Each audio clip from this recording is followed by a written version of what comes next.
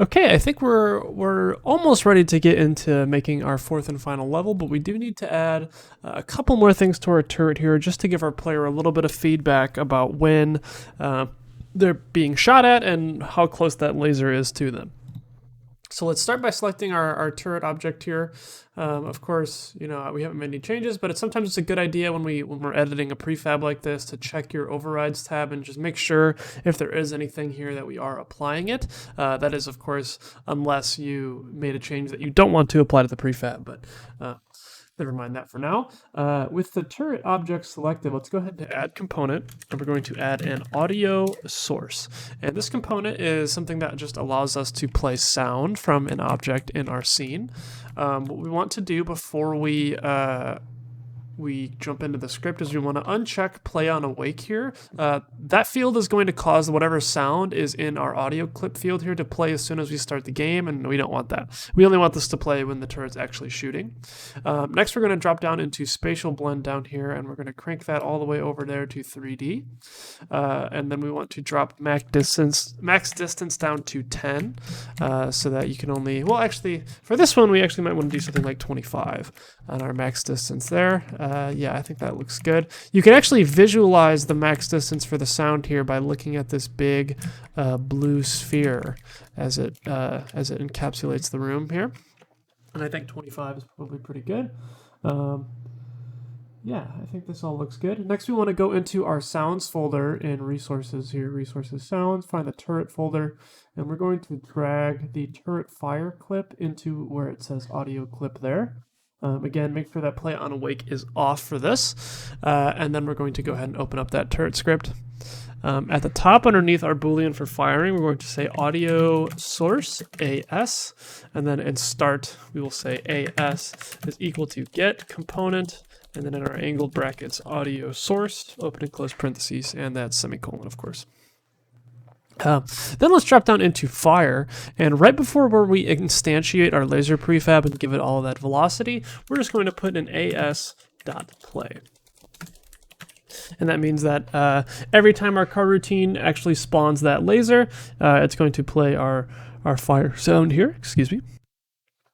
Now we're going to move back into our scene, and select our laser prefab. So it's going to be in gameplay, turret laser. Here it is.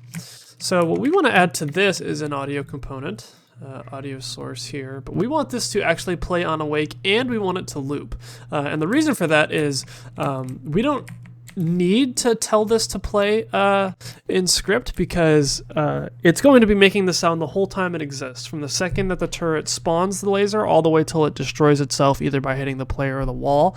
It's going to be making some sound. So we can, make sure we check play on awake and loop, make sure those are checked on.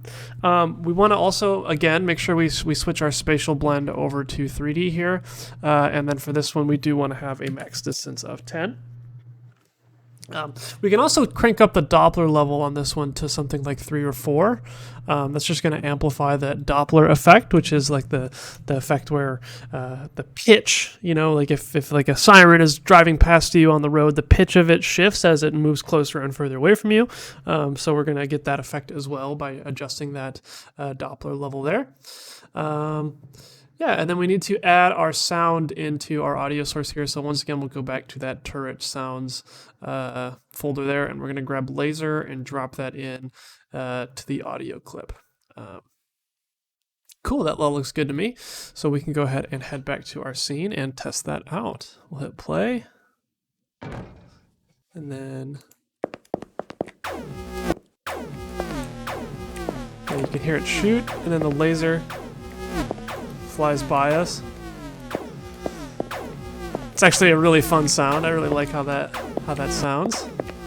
And now your player, if maybe you have a turret positioned to behind them or to the side of them or something, they won't be caught off guard by the fact that they're getting blasted at by a laser. So now that we've got that finished, let's go ahead and save our scene once again. And in the next step, we're going to make that final level. So actually, before we move on to that final level, we do want to make sure we apply those changes again to our prefab. So we added this audio source to our turret in our scene. So let's just go ahead and select overrides and hit apply all. Let's verify also that our prefabs are containing everything they need to. So we'll click on our turret prefab and we see both of those, and our turret laser prefab has that audio source with those settings we set.